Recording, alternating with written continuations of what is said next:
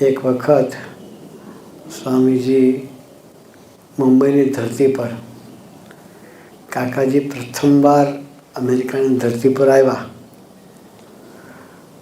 75 કે 73માં હશે, યાદ નહીં. પછી એમનું સ્વાગત કરવા માટે બધા સંતોને લઈને સ્વામીજી બોમ્બે પધારેલા. એ વખતે હરિધામ મંદિર નહોતું, સોખડા જૂના મંદિરે રહેતા હતા. એટલે ઠાકોરજી શિખરબન મંદિર ના હોય એટલે સંતો ન હોય તો પણ ચાલે, કોઈ બી ભગત ઠાકોરજીની આરતી પૂજા કરી શકે.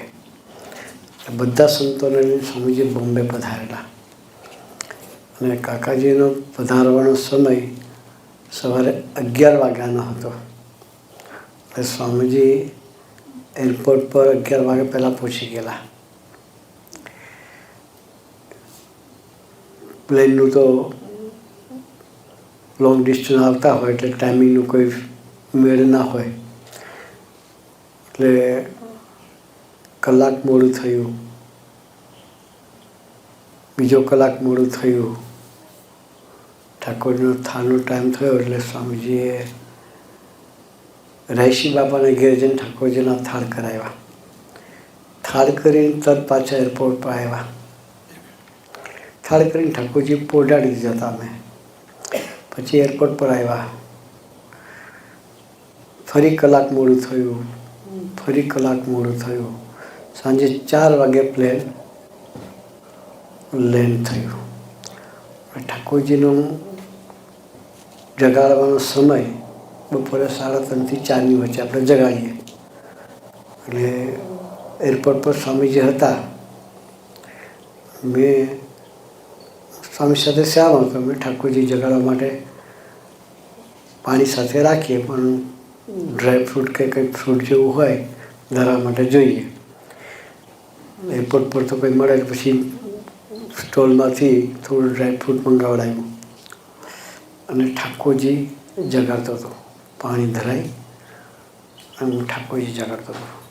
ઠાકોરજી જગાડતા જગાડતા મનમાં વિચાર ઉઠ્યો કે ઠાકોરજીના દંડવટ ક્યાં કરીશું?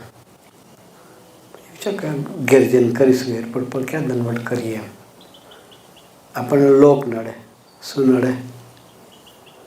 લોક નડે. એટલે આપણને વિચાર કે બધાની વચ્ચે આટલું બધું પબ્લિક દોડધોડ કરતી હોય અને આપણે અહીં દંડવટ થાય કે ના થાય એ બધા કન્ફ્યુઝનમાં હું વિચારમાં હતો. અને હજી ઠાકોરજીને જગાડીને પાણી ધરાવું છું. પાણી ધરાયા પછી પ્રસાદ લેવા માટે ટર્ન બેક થયો, જોયું તો પાછળ સ્વામીજીએ દંડવટ ચાલુ કરી દીધા. એરપોર્ટ પર જ સ્વામીજીએ ઠાકોરજીને દંડવટ ચાલુ કરી દીધા. સ્વામીજીએ ચાલુ કર્યા એટલે બધા સંતોએ ચાલુ કર્યા, સંતોએ ચાલુ કર્યા, ભક્તોએ ચાલુ કર્યા. એરપોર્ટ આખું જ ભક્તિથી ભરપૂર થઈ ગયું. એ સ્વામીજીએ અદ્ભુત દર્શન એ ત્યાં કરાયા.